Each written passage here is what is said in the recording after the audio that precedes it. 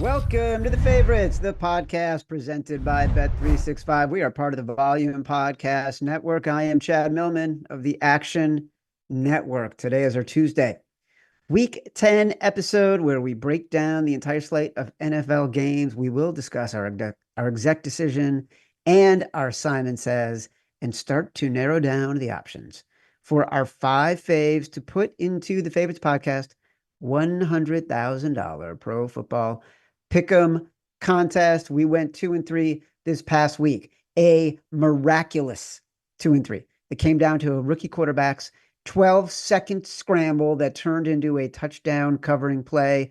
Thank you, Drake May.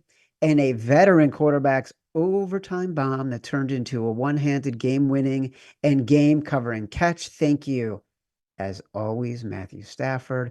That, our fave friends, is betting in a nutshell. Live from our Tommy John home studios, I'm joined, as always, by my co-host, my companion, my compadre, my BFF, professional bettor, Simon Hunter. Hello, Simon.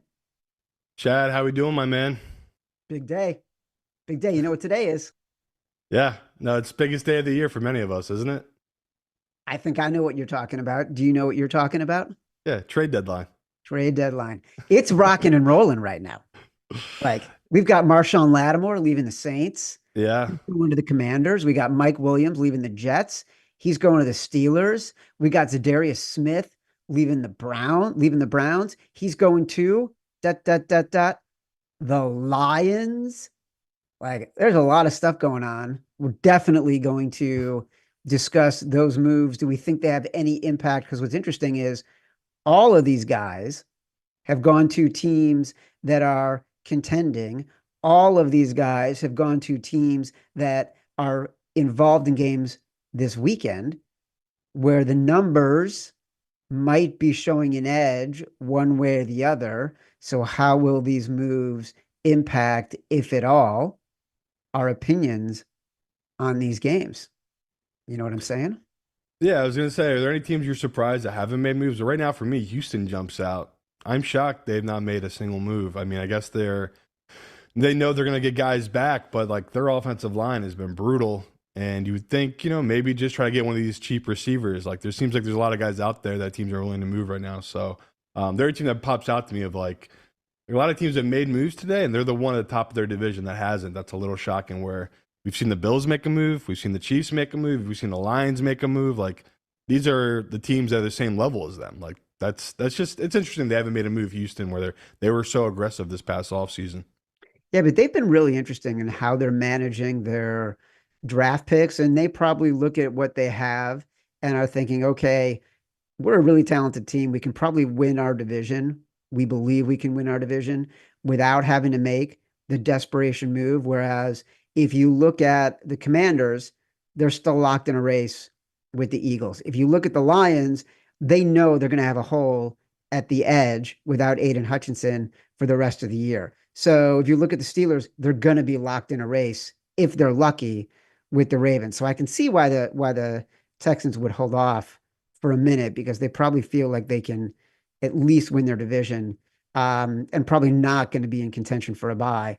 So it might be worth it to hold pat. Simon, what the public has done the past few weeks is nothing short of historic. In a moment, we'll recap the week 9 results in our contest. We'll announce the winner of our big weekly cash prize. If you haven't yet, be sure to sign up for the free Favorites Podcast $100,000 Pro Football Pick'em contest presented by Bet365. Visit favorites.actionnetwork.com. As a reminder, the Favorites Podcast is presented by Bet365, and now new Bet365 customers get $150 in bonus bets when you bet $5. Sign up using promo code FAVORITES. Deposit $10 and place a bet for $5 to get $150 in bonus bets. Those bonus bets can be used on spreads, totals, player props, futures, and more. Whatever the moment, it's never ordinary at Bet365. Must be 21 or older and present in Arizona, Colorado, Indiana, Iowa, Louisiana, North Carolina, New Jersey, Ohio, Pennsylvania, Virginia, or 18 and older in Kentucky. Gambling problem? Call 1-800-GAMBLER or 1-800-BETS-OFF in Iowa. Terms, conditions, restrictions apply. Congrats week 9. First place winner, Jay Shively. Jay went 5-0, missed the Monday Night Football tiebreaker by 1 yard.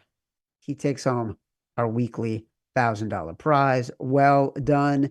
Producer Matt Mitchell has selected his Producer's Cup Award to the entry that finished dead fucking last in the contest.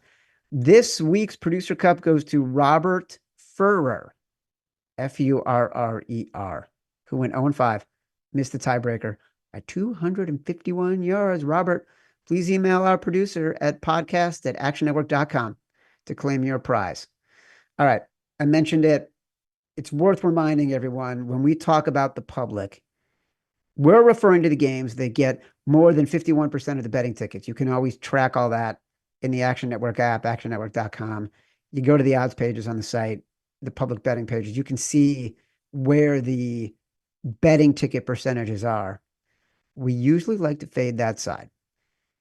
The past 3 weeks, the betting public has gone 43, 29, and 1 against the spread. Prior to that, it was winning at covering at a 41% clip. So they are almost the mere opposites of each other.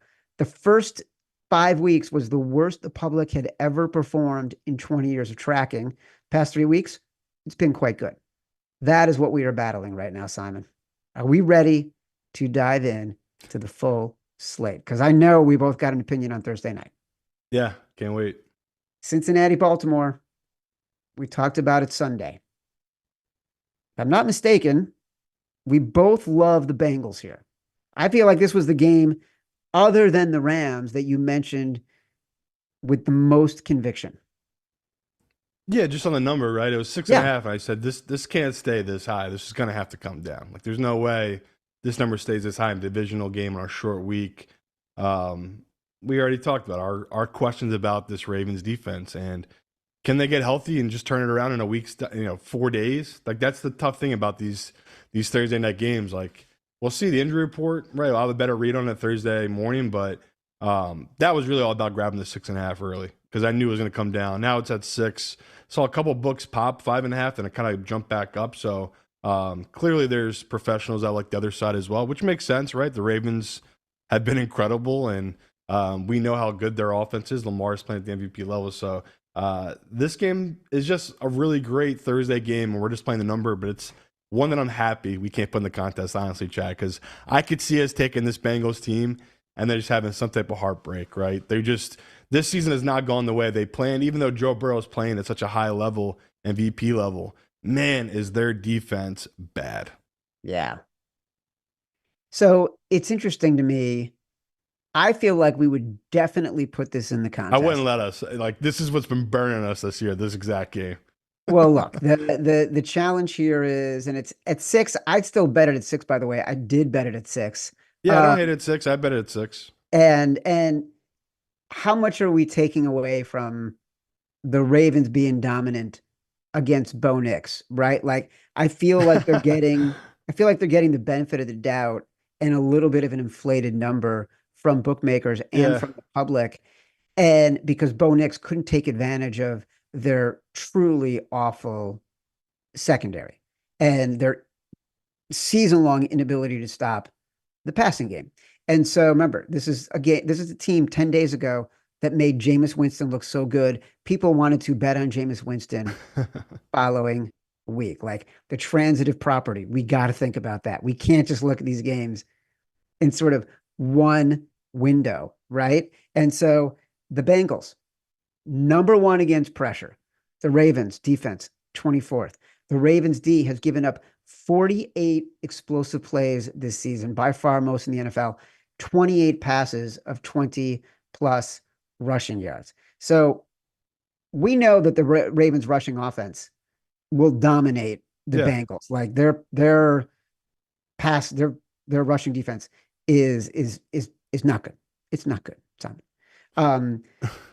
So really, to me, this goes back to what we talk about early in the year. Like, who are the quarterbacks we don't want to see with the ball when they're down?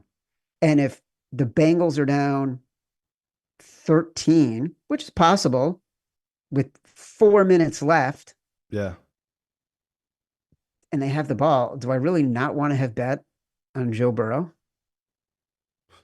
It's also they played early in the year and we should have won that bet. We took the Bengals, I think it was at +2.5, and it was the wonkiest game ever. Remember Joe Burrow had that Yeah, yeah, interception and that kind of flipped the whole game. Like they're about to go down and I'd be up double digits.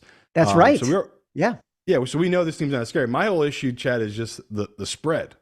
Like that's what I didn't get when it opened at 6.5. It's like I know it's a Thursday game, so we're getting extra points here for free.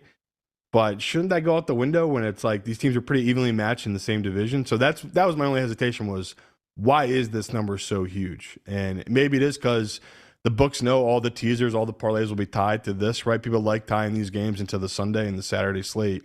That's just my hesitation here is like, yes, this is a very attractive number. We're not shocking anybody here. Most professionals are on the same boat as us. It's like it's a big number. I like that side. I'm just trying to give you the hesitation of why I think I wouldn't make it one of our five is just there's something a little fishy about them giving us this huge of a number. It's as if they're saying this Ravens team is about to roll, like going a little bit of a run here. Because I agree, the Ravens have not played well enough this year to get this many points. So I know we have to keep it moving, but it's just it's an interesting number that it's this high with the Ravens defense that, like you said, until last week they hadn't stopped anybody.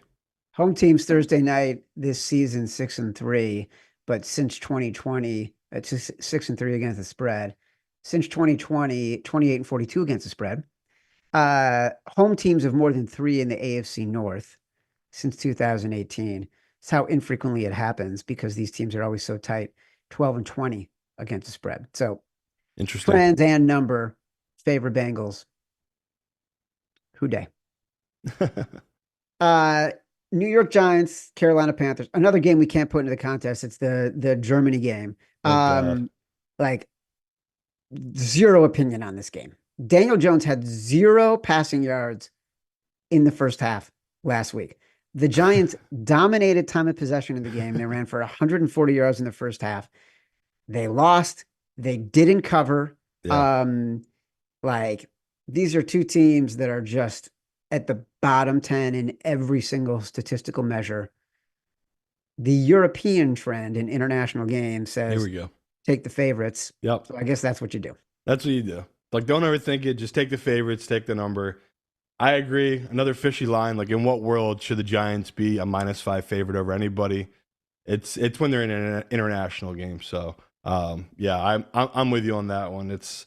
I'm glad we can't put it in either because unfortunately I do have to bet the Giants here. But I make the line -6. So right now there's a point of value to this Giants team, but it's simply because it's an international game, and I really slant it heavily towards the favorite for international, and it's been profitable this year, right? I think Yeah. overall it's really worked out betting just the favorites in this international games. Oh, Simon. I know, I'm a sucker. The New England Patriots are visiting This game, Chicago Bears. mm. Chicago Bears are 6.5-point favorites.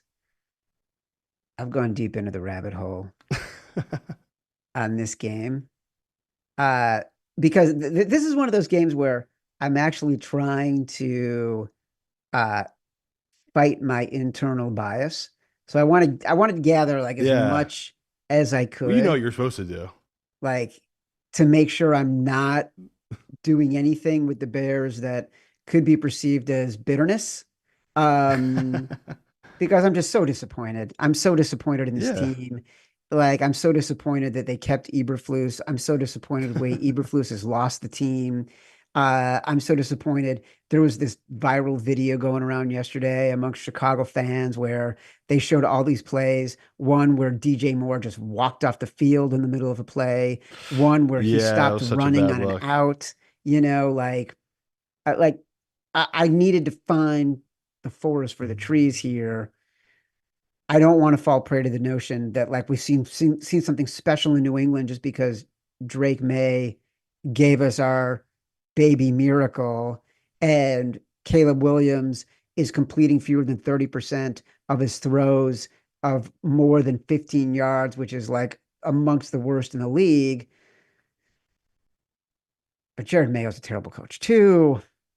I don't. He called the team soft, and Yeah. he had two miracle comebacks. One was a win against the Jets, and OT loss to the Texans. Like,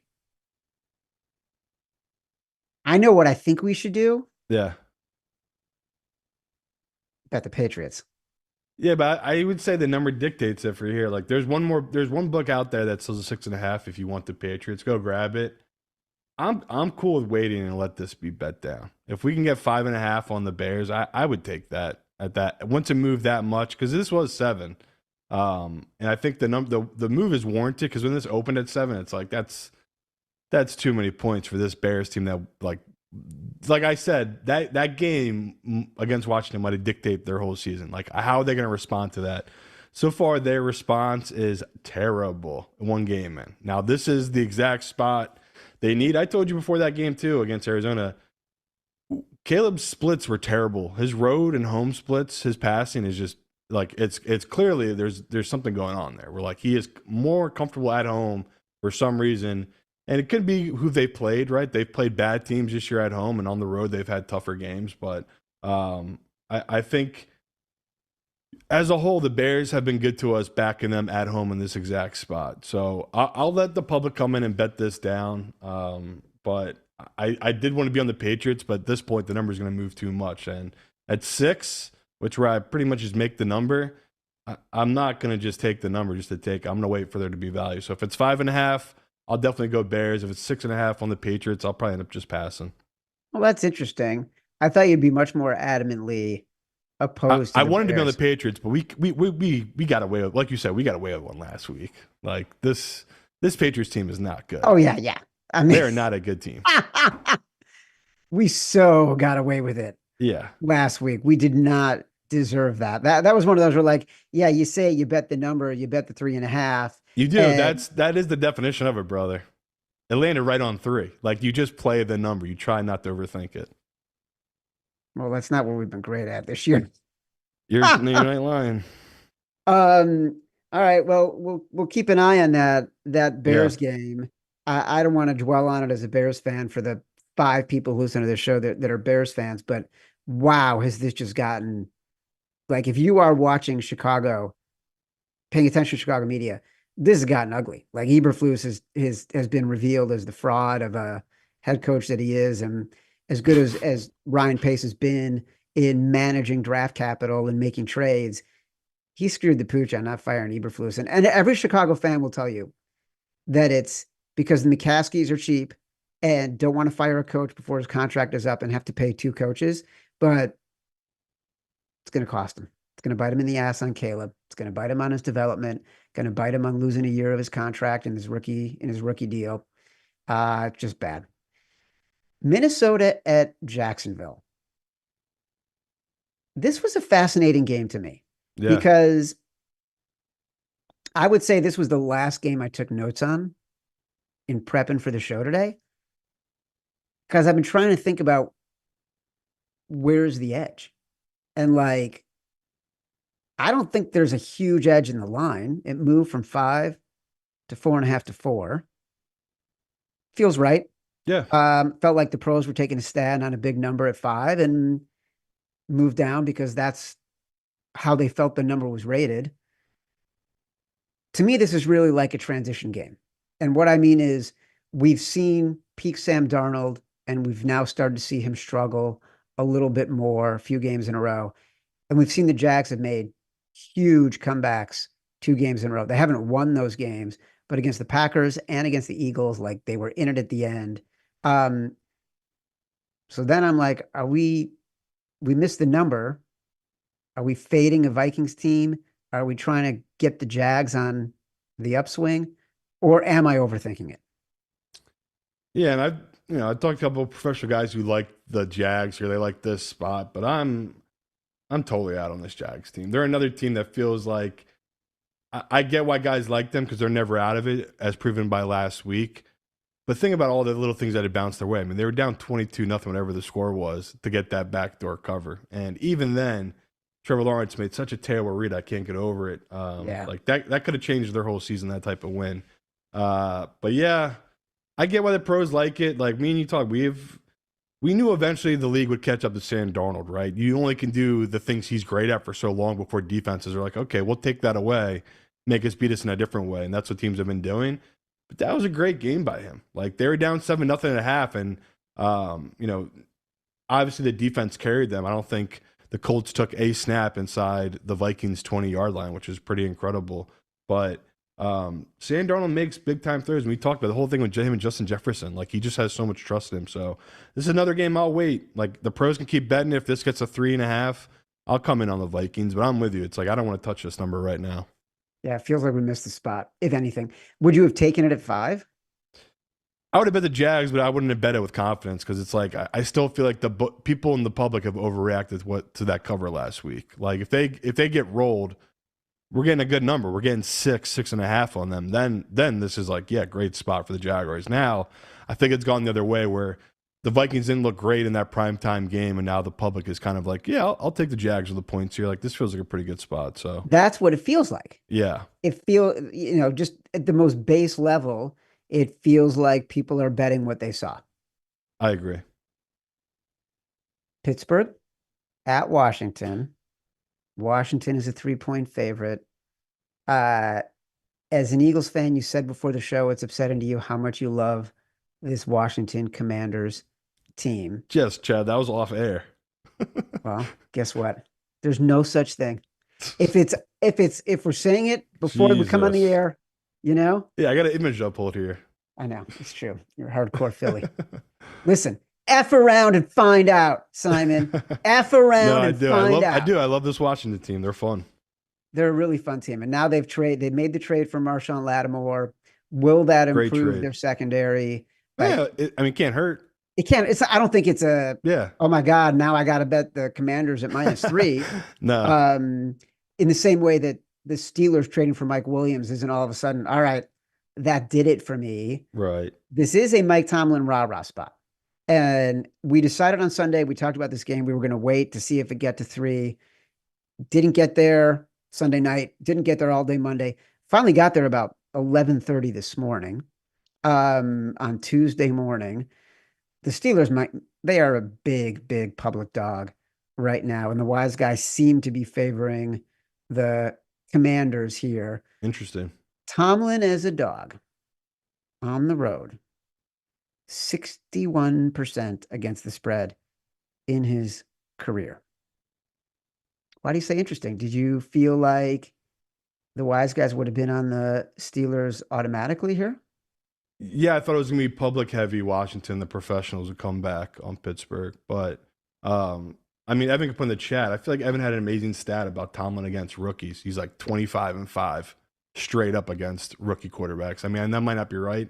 Evan let us know, but it's a stat where it's like you can't ignore those type of things. Clearly, he knows how to prepare his defense to really mess with these rookie quarterbacks. And yeah, the fear with this is we are betting on this Pittsburgh offense to travel on the road, and we don't know if that's possible yet. And we've seen Washington defense isn't as bad as we thought they were going to be coming to the season. They've actually been pretty good. So, yeah, the 2.5, I said it on the show on Sunday. If you wanted it, I'd grab Washington there because I was like, it's only going to go up. And yeah, now, like you said, that the fact that there is early professional money coming on that side, I don't mind it. Like last week, we bet a public dog and we got away with it, and the Patriots. And I feel like it's the same spot here. It's like I don't think the book's given a proper respect to that team, and that team in this case is Pittsburgh, where their defense does match up well. And offensively, I do think there are things they're kind of figuring out with Russell Wilson before the bye week. Now, after a bye week, don't we think their offense will be better now with him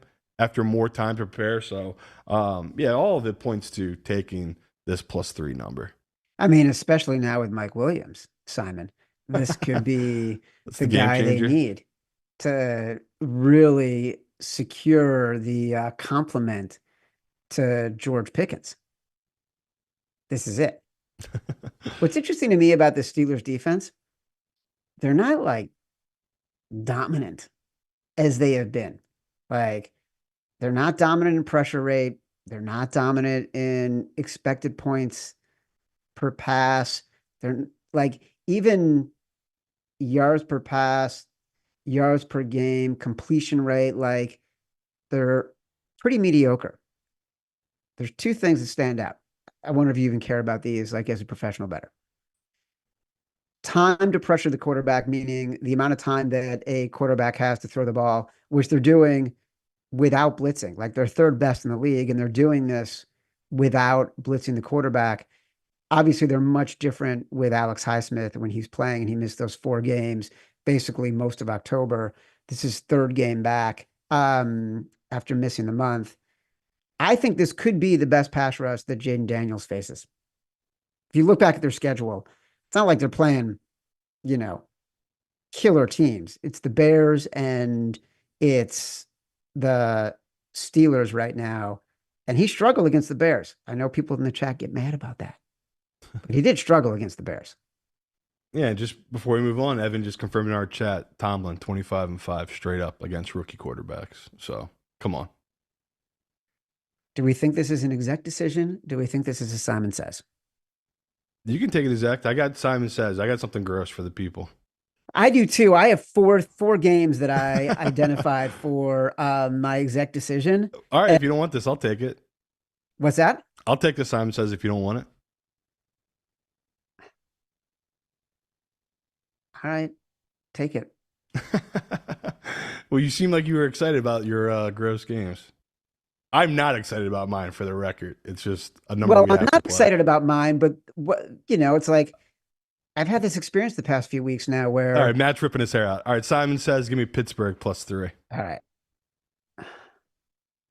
I can sense Matt through his computer now. It's a euphemism, Matt ripping his hair out. Buffalo at Indiana. Indianapolis. Indianapolis is a 4-point dog. This has moved in the Colts' direction. Not entirely surprised. This feels like a buy low, sell high scenario, right? The Colts looked truly awful against the Vikings. The Bills overcame a lot of mistakes. Preach it, Chad. Had to play to win a tough divisional game against the Finns. They've got a 95% chance to lock up the division. The Colts are a covering machine. Third best in the NFL, 4-0 at home. I don't want to take the Colts, but I feel like we have to take the Colts. No one wants to take the Colts. You have to take the Colts, people. This is what the show is all about. It sucks. I hate it too. This was going to be what Simon Says, honestly. It's like... Oh, was it really? Yeah, and it's a brutal... I get it. This is so brutal for listeners out there. There's a couple 4.5s. If you can shop around, please take the Colts 4.5. This is going to be a close, ugly game where people are going to be like, how did they cover that number? Like we talk all the time. You just play the number here. I have this at 3.5. I've talked to a couple pros who think this should be 3. So, again, I'm a little higher than most on this Bills team. I just really love what Josh Allen's done with them. And the Colts team is such a great buy low. Like we just said, their offense on national television couldn't get the ball inside the 20 for an entire game.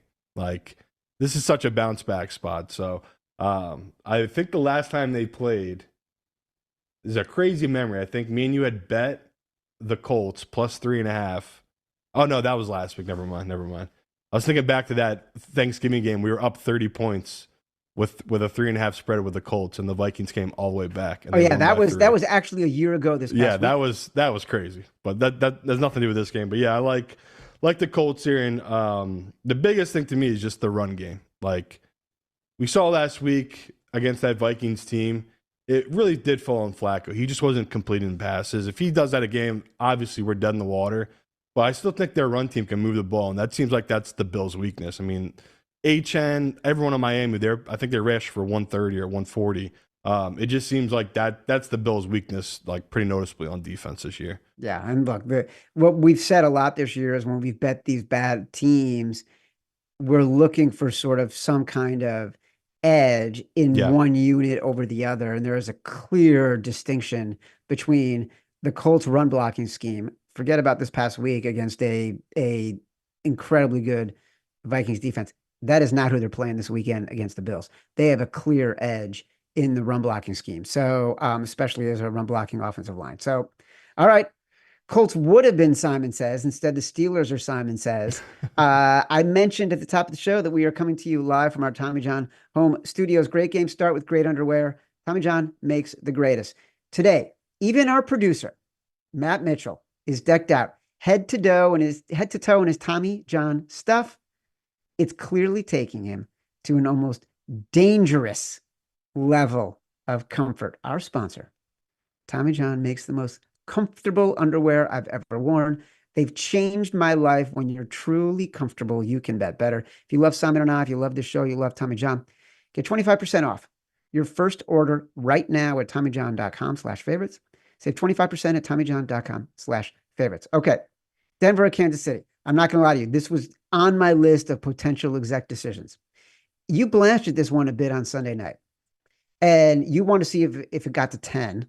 But I did feel like you were hesitant. I will tell you, division favorites of 7+, covering just a 49% clip the past 20 seasons. Mahomes is a fave of 3+. We know that's an ROI positive to bet against, including last night, Monday night, against the Bucs.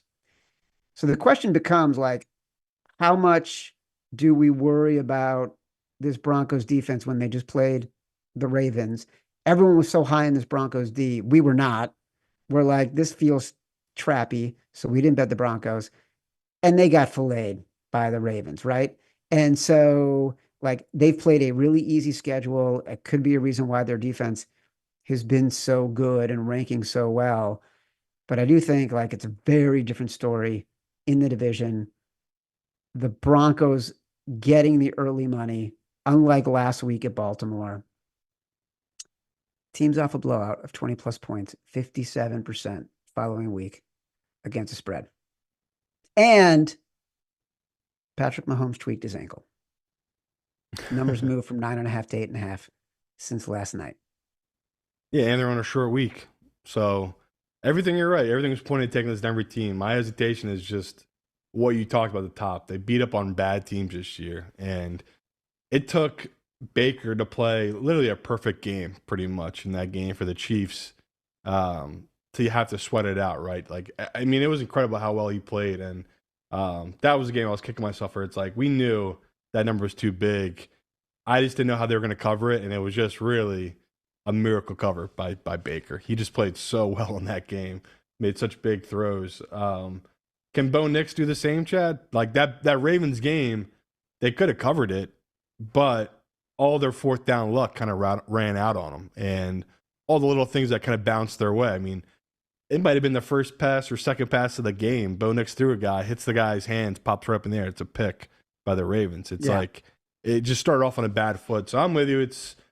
I wanted to be on Denver. I was hoping to get a bigger number. Obviously, it's gone the other way because the Chiefs didn't cover. They won barely in overtime. So the movement makes sense. The early money coming in on Denver makes sense. This is another line, Chad. I'll probably wait. I mean, if this gets down to 7, how do I not take the Chiefs? Like, they're the better team. It's going to be the public dog of the week, this Broncos team. But at 8.5, I'll take the Broncos right now. But I just know in our contest that that's not going to be the number. It's going to be bet down to 6.5, 7.5. I wonder if the Steelers will be a bigger public dog than the Broncos. Just because of the Steelers' history and the Broncos just getting blown out by the Ravens.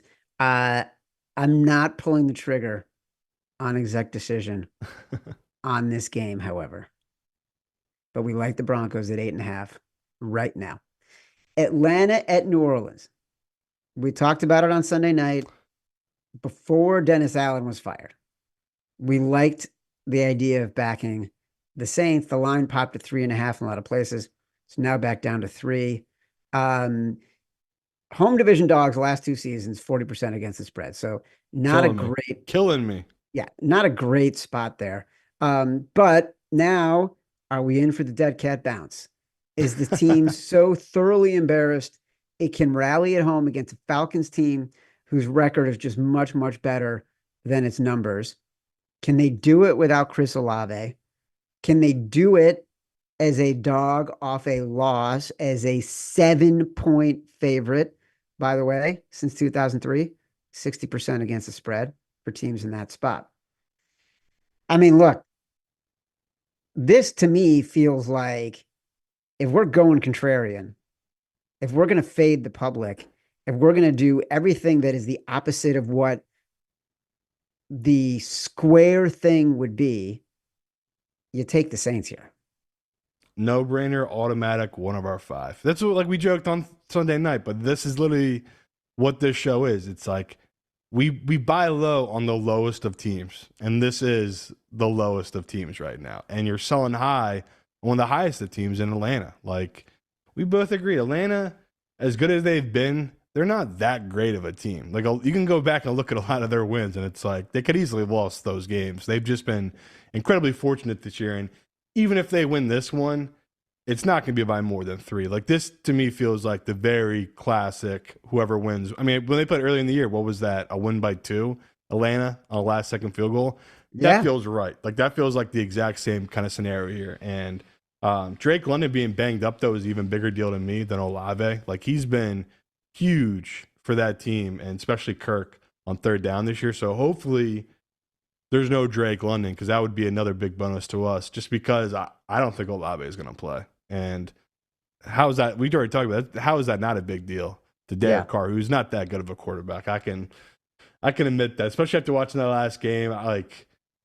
That Panthers game was brutal. I think at the end of the game it was 4th and 3. Instead of just picking up the first down, he throws a deep 50-50 ball, and it's like that's I Derek feel like Carr in a he's done nutshell. that. Every time. We've had so many games in which we were betting the Saints this year, and so we've obviously watched them. And I feel like I've seen Derek Carr make that same shitty Throw. fade on a 4th down that ends up being uncatchable probably 3 times. So here it won't matter because we'll be down by 2 at the time he does it, and we won't even care. We'll get the cover. So this will not be in my money line round robin. This will not be. I won't do that to people because I don't think they're going to win it. I think Atlanta, they have whatever the Saints don't have to win these games close at the end. Atlanta has it, right? Kirk has done it this season in multiple different games. So yeah, this is not what I'm putting too much on the money line, but plus 3.5 now. I'm definitely grabbing this year. All right, so this was one of the 4 exec decision games I was thinking about. I'm not tagging it yet. San Francisco at Tampa Bay. Tampa Bay is a 6-point underdog, going to be on a short week playing at home against the Niners. One thing matters here. Christian McCaffrey. He is practicing this week. He is expected to play. The line has moved. It was at 5.5 Sunday night, jumped to 6.5 on the news. It's down to 6 at Bet365. Still some 6.5s available. This is the difference, right? Like the Niners red zone has been terrible. Yeah. They have not been able to unlock any sort of any good results. And Christian McCaffrey's a huge, huge, huge reason why. He's a different player by the goal line. And so that's why the number has moved up. And that sort of amongst the league's worst red zone offense regress against a middling red zone D for the Bucs, some of which we saw last night, their inability to stop teams down by the goal line. Yeah, there's still a couple of 5.5s out there on this 49ers team. So I would say this is probably pretty split between professionals, because I honestly wanted to be on the Bucs at first. But like you said, the McCaffrey thing, it's going to scare me off of it. I can't get over how well coached that Bucs team is, not even defensively, offensively well. Like there was a couple plays the Chiefs ran, the Bucs defense knew the exact plays that were about to be run. Like they had really done such a great, preparing for that game. And, the Vita Vea factor, it's interesting McCaffrey would choose to come back for this game. So, yeah, I'm with you, Chad. If this is 5.5 in our contest, I could be swayed to be one of our favorites we put in, right? Like McCaffrey is just such a game changer, especially for this team's identity and everything they do. I mean, we joked about it. Jordan, Mason was great for his little role and what he was doing, but the season beat him up and chewed him out pretty quick. You know why? Because he's not a freak. He's not a one-on-one like McCaffrey. Like McCaffrey is just such a game changer. So I think automatically we're going to see a giant boost for this team with him coming back. And at 6.5 though, Chad, I don't know if I'd want to play in the contest, but 5.5, I could definitely be talked into it. Yeah, I don't think it's, to me, I'm actually not even thinking about the contest right now. I'm thinking, how do I like the number at 6? And would I make it an exec decision for myself at 6 over a game like the Broncos or a game like the Saints? That's sort of my dividing line here. 6 feels like the line of demarcation. Yeah, it's And tough. I'm not quite ready to commit to the Niners at 6. If I can get the 5.5, I would do that. We've been talking about this all year. Like that delta of a half point of the hook means so much this year, Yeah, because the spreads are so much smaller. Haven't had a lot of big numbers. So that's where my hesitation is right now. it's Waiting for a tough. move. I'm waiting for a move. It's tough, brother. It's tough.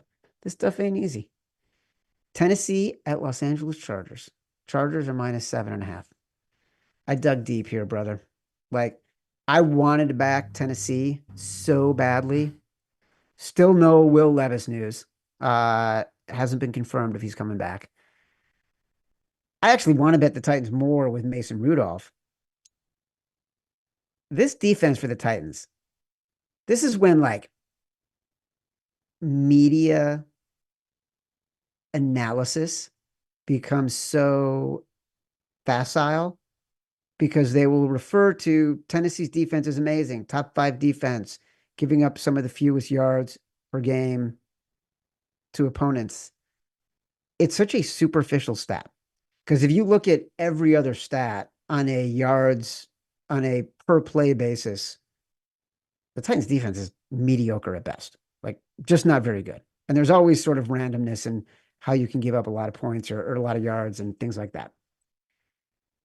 So then I decided I just got to pass because like I feel like it's a little bit of inflation on the Chargers because people realize they beat a Cleveland team everybody wanted to bet. Uh, so for me, it's a pass. Yeah, fine that. I came around though. I remember you liked Tennessee, I think Sunday night, and I really wasn't Yeah. totally in because it's just like the Chargers seem like they beat up on bad teams. But at 7.5, I'll throw a penny on it. But I'm with you. It's like I don't know if I want to make this one. I'd rather sweat out Flacco than sweating out Mason Rudolph and then this number. Yes. Just By the way, um, agree.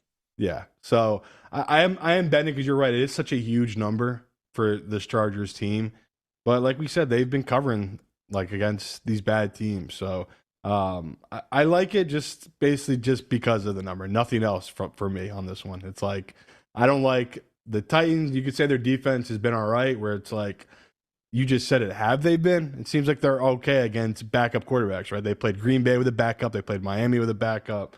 Played the Bears when Caleb Williams still didn't know how to tie his shoes in the NFL, whereas now it looks like he can tie one shoe in the Yeah, NFL. right. And like they gave up 52 to the Detroit, they gave up 34 to Buffalo. Like so they do play good offenses. They do get rolled a little bit. So I'm with you. I'm happy to pass on this one for contest. Because why would we want to talk about Los Angeles Chargers and Tennessee Titans when we can talk about the New York Jets and the resurgent Arizona Cardinals, It's a who are on fun one. a 3-game win streak, first place in the NFC West. They just won a game running the ball at home. The week before, they're on the road, down 2 scores in the fourth quarter. Kyler Murray dropping dimes, comeback win for the Arizona Cardinals, spoiling Tua's return from the concussion. Like this team, why wouldn't you want to back them? The Jets are getting the money and the tickets right now. Are they? And so it's like, do you fade the sentiment of the cards, like what we have seen to my own eyes be true, or are we betting the Jets here? Yeah, it's a tough one for me because I'm clearly off on making a number against this Jets team. Like I had Houston as a 1 point favorite last week against the Jets. Professional smart money hammered the Jets on that Thursday night game. They were clear, all right. They should have beat them by 20 points, if not for all the nonsense that went on with that Jets team. But here I have it Arizona -3. They're only -1. I don't get it. I'm with you. It's like, is this not a slam dunk for Arizona? Arizona is really good at running the ball. We Yeah. said that's why I kind of like them against the Bears. Same goes for this Jets team. This Jets team is good against the pass. They are so bad against the run.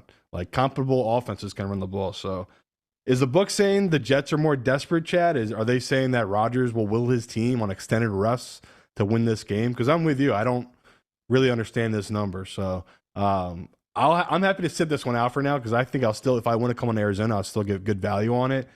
But I'm scared. I can't lie to you, Chad. I'm somehow scared now, the Jets, after they played one good game last week because I really want to take Arizona here. Well, listen, I am too, and I think we've been fooled by the Jets all season long, as has everybody else. Right. Like you see them play decently against a Texans team that has a tremendous pass rush. We're going to get into the Texans pass rush when we talk about the Lions. And so what the Texans did in that game was really about what CJ Stroud couldn't do, Yeah, right? but you saw that game change when Will Anderson went out. Yeah, Like that's such a exactly. huge deal to that defense. I think that's exactly what happened. He left the game and it became a different contest for them. It's really like the Cardinals are just going to be one of those teams.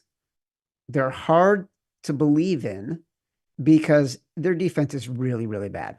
And while their defense looked good against the Bears, uh, they have not played well most of the year and they have not gotten pressure.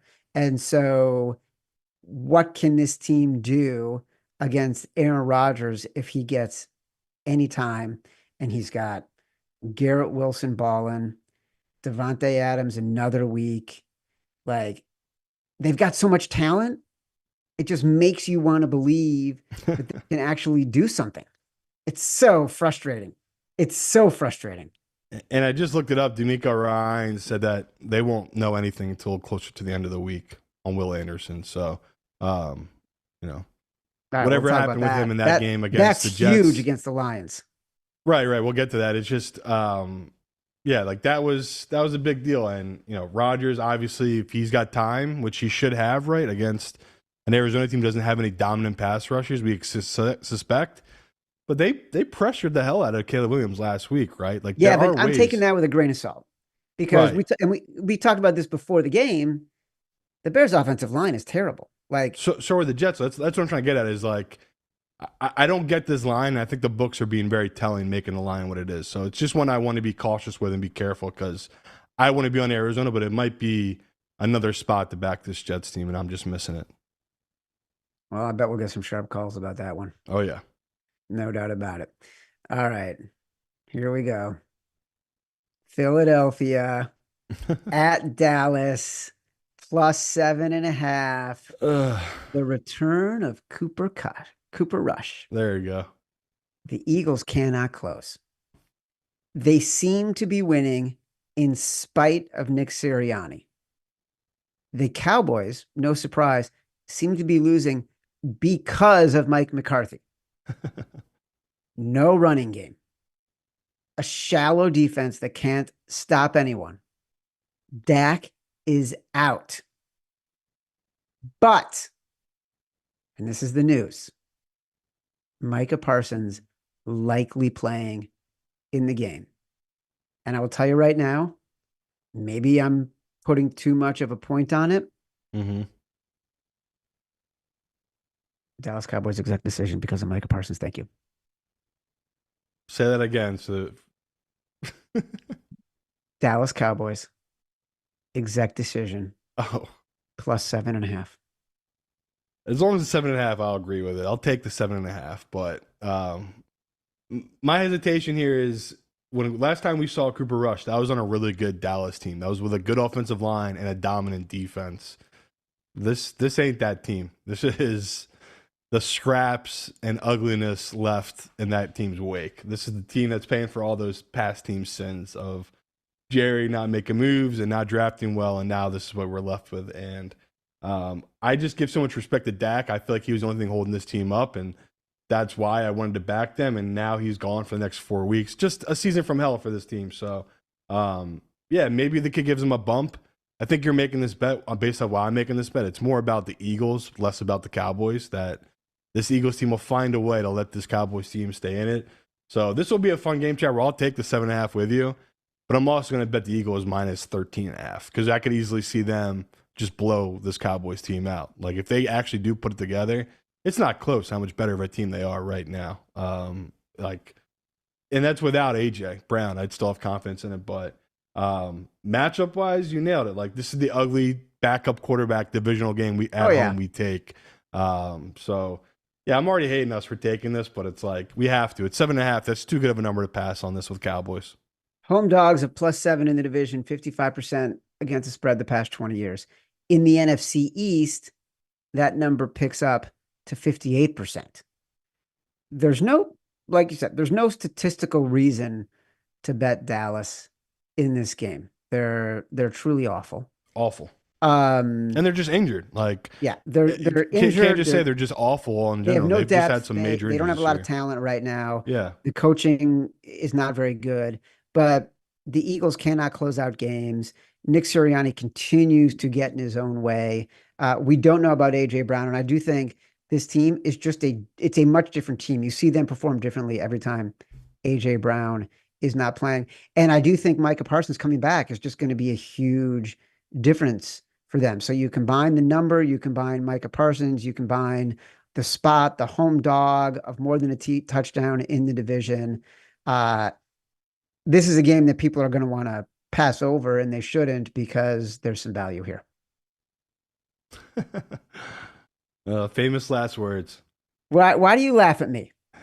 We just been making this bet all season. This game, it literally pains me. I hate it, but it's like, you're right. This is the right number to bet in this matchup. Well, look, like you're right, and I'm wondering, and I put in our notes here, we've been one back Dallas. Like, are they mirage? Are We we just been waiting seeing about the something? buy low, and we literally have not found the lowest No, yet. we haven't found the low. Are we seeing something or expecting something that just isn't there? That's really Yeah. what it is. Detroit at Houston. So look, this line was at 4 when we spoke on Sunday night. It's now at 3.5. Houston is plus 3.5. Shortly after we spoke, it got up to 4.5, and the wise guys took a bite back. It actually got down to 3 a little bit, and bounced up this morning. So we've been looking to fade this Lions team, and we thought it might have been last week going outdoors for the first time. Jared Goff a little banged up, Jordan Love coming back, Matt LaFleur, brilliant against the spread, great scheming all year. And I feel like the one reason we've been betting this Lions team is because what they're good at is something that shows up every week. And that is just being physical on the offensive line, right? Their run blocking is superior to every element of the Texans' rush defense. Please tell me why we don't want to take the Lions, or do we? Yeah, I'm glad you said that, because it's just they're trying to suck us in again and they want us to take Houston, and I'm not going to fall for it. I can't find the reason to back Houston other than the number. Like, the number is the only reason I would back it. Was it's so telling that, is this a trap? Are we walking into a trap, or is Goff finally going to have a really bad game, right? Because he has not had a bad game since Tampa. And we were on that game. We were on the Lions against the Tampa, and we both watched it. They were, what, 1 for 7 in the red zone on scoring touchdowns in that game? Like, total fluke. The fourth downs weren't working. We saw how bad it could be. Last week, as much praise as we gave them, that was, what, a bad game, right? And by Detroit standard, that was a bad game. They scored only 17 points on offense. Without that pick six, that looks like a very different game. It's not as stretched out as it looks, but that's the respect that I want to give this Detroit team. That shows how they're a complete team, that even when the offense wasn't totally on, their defense was, and when they needed him to be. So this feels like two teams that, if this was week 1, all over Houston in this line. But with all Houston's injuries and the way Detroit's playing, what is this number? Bizarre number. Like, to me, this was like, okay, this will be 6, and me and Chad will bet 6 on Houston. That's when there'd be value. Now it's down to, I saw 3 at a couple of books, Chad. I don't know. Yeah. And like, I hammered Detroit when it popped on 3. And I was hoping it'd be today for the 3, because that was going to be my Simon Says pick. It's back up to 3.5, and it's like, what am I missing? This is another game where maybe I'm missing something on this number, and I'm too high now on this Detroit team. But Houston's wide receivers are banged up, and their best D end is banged up. He's day to day. They're not even sure if he's going to play this week. So, yes, I am taking the minus 3.5, and I'll take the 3. I think this is a total head fake by the professionals, and they're just moving the number to get a better number on this Detroit team. That's interesting. All right. Yeah. Well, look, I think that if you look at it from a matchup point of view, the Texans pass rush is top 3 in the league this year. Sack rate, QB pressures, pressure rate. And the Lions' offensive line is a passing block, as a pass blocking team, is truly excellent. It's more like top 10, not top three. So there is a slight edge if Will Anderson is playing. Here's the other thing that maybe gives me a little bit of pause. Can the Lions defense stop Joe Mixon? If we know that CJ Stroud has struggled this year and he struggled against like pressure, which the Lions might be able to bring, he just hasn't been as good. His obviously missing Nico Collins and now Stephon Diggs just hasn't been sort of the same clutch guy. Yeah. The Lions defense doesn't give up a lot of rushing yards per game, but to me, it's similar to the Titans. It's like a red herring. They give up a lot of individual rushing plays. Their yards per attempt is really high. Their expected points allowed is really high. Their yards over expectations on individual rushing plays is really high. That's kind of what worries me is if you look at the Texans knowing they can run the ball and having to run the ball, will the Lions be effective in stopping that? Yeah, Houston's a really good team. They're obviously the best team in their division for a reason, and all their games this season have always been close. Even last week, I mean, they somehow covered all. If you bet the teasers, they covered it for you, Houston. Like they found a way to keep it down back to a one-score game. They've been incredible this season at doing that. So that's a hesitation, right? Like this Houston team knows how to pull teams down in the mud and keep it scrappy and keep it a one-possession game. And we backed them against Buffalo. They got the cover for us on a last-second field goal. We bet them against Green Bay. Same thing, right? Green Bay won on a last-second field goal. Would me and you sitting here Sunday night be shocked Detroit wins on a last-second field goal and we don't cover this number? No, because that's what the books, that's what they're doing here, hanging this number. That's what they're saying is going to happen. They're like, okay, come in heavy on Detroit here. They're going to lose by a field goal, and we're finally going to get all this money back we've been losing on Detroit because I still can't believe they covered last week. Like, that really was the week. But this team they're a model breaker. So yeah, that's my hesitation here. Is just this Houston team's been great at keeping games close, even when they're overmatched this season. All right, so we'll continue to keep an eye on that one. Miami at the Los Angeles Rams. You like the Rams a lot on Sunday night. It is not Yeah, Joe moved. Public. It is not, yeah, it has not moved in their direction as we expected, though. No. It's sort of just sitting there. I think the wise guys are coming in Miami. Yeah, So I, they I are. bet I bet we'll get a lot of sharp calls about this one. Are you reconsidering?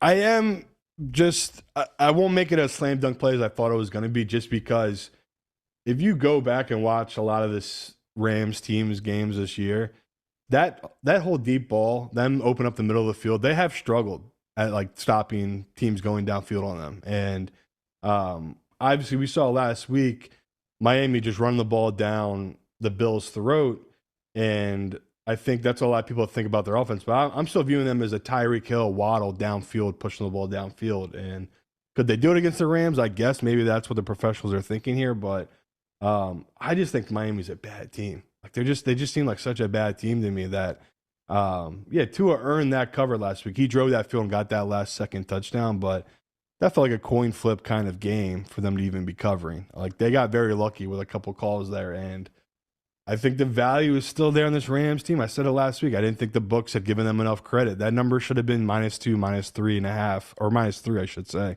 The Rams last week got a little lucky, like we joked about. That was a bad Stafford game. Are you really going to bet on Stafford having another bad game against another bad defense? Miami's a bad defense. So, yeah, a game there I was going to be really heavy on.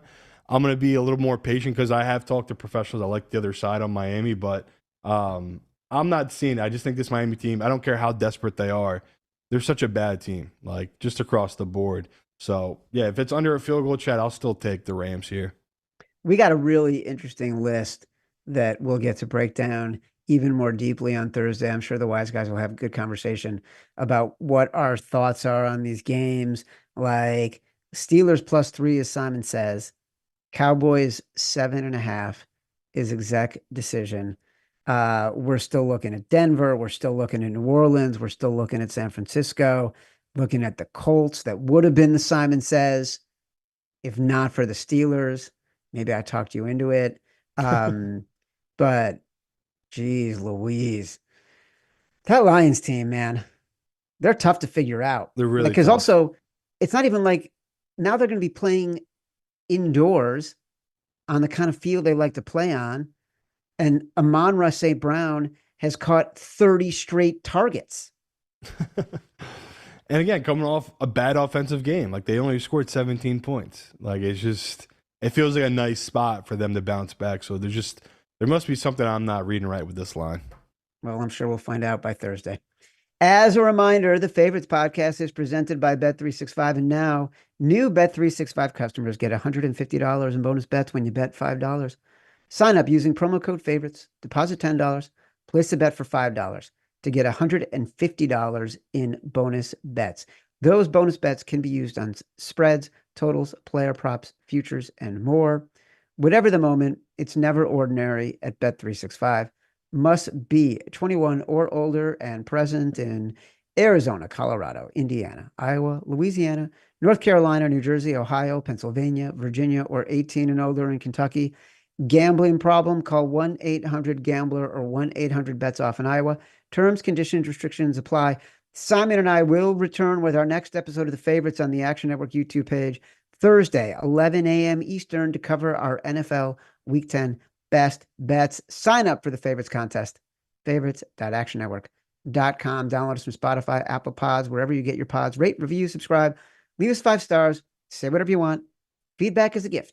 Until next time, love you.